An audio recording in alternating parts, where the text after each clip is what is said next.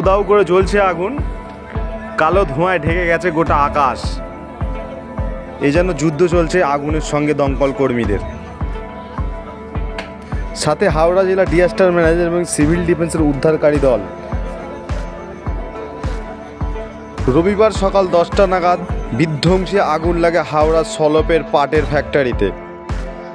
মুহূর্তের মধ্যে আগুন ছড়িয়ে পড়ে এবং লেলিয়ান শিখায় ভস্মীভূত হয়ে যায় গোটা পাটের ফ্যাক্টরি।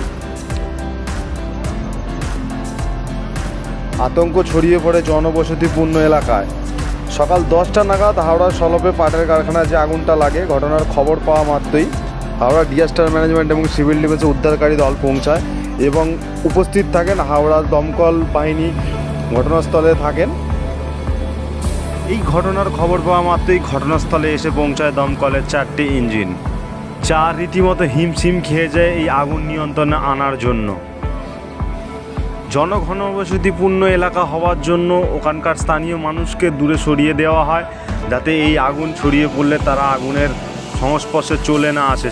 সেই কারণে হাওড়া জেলা ডিজাস্টার ম্যানেজমেন্ট এবং সিভিল ডিফেন্সের উদ্ধারকারী দলের পক্ষ থেকে সচেতনতামূলক বার্তা প্রেরণ করা হয়, যাতে মানুষ সেগুলো শ্রবণ করে এবং সেই শ্রবণ করা মাত্রই সেখান থেকে ঘটনাস্থল থেকে যাতে দূরে সরে যায়, সেই কারণে মানুষকে কাতর আর্জি জানানো হয়। প্রায় 4.5 ঘন্টা অপারেশন চালানোর পর দমকল কর্মীদের আগুন নিয়ন্ত্রণে আসে। ঘটনাস্থল পরিদর্শন করতে আসেন দমকল বিভাগের উচ্চপদস্থ কর্মচারীরা। এই আগুন কিভাবে ছড়িয়ে পড়লো বা কিভাবে লাগলো, এই ঘটনার পূর্ণাঙ্গ তদন্ত করবেন বলেছেন দমকল বিভাগের কর্মীরা।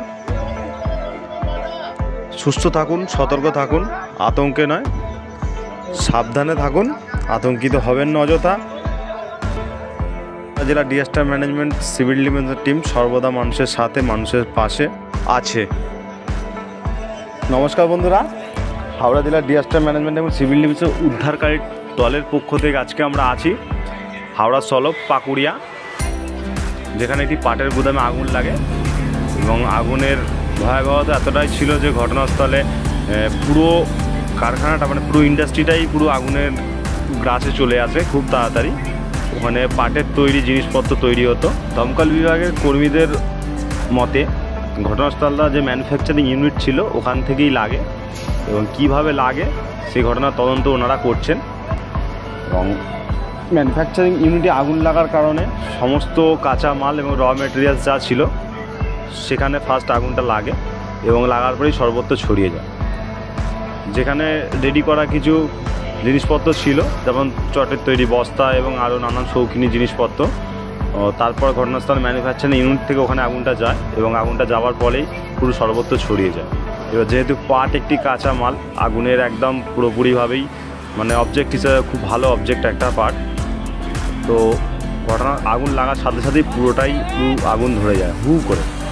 এবং সকাল 10টা নাগাদ হওয়ার কারণে খুবই জনবহুল এলাকা, আজ রবিবারের ব্যাপার, তো ঘটনাস্থলে পুরোপুরিভাবে কালো ধোঁয়ায় পুরোপুরিভাবে ঢেকে যায় গোটা এলাকা।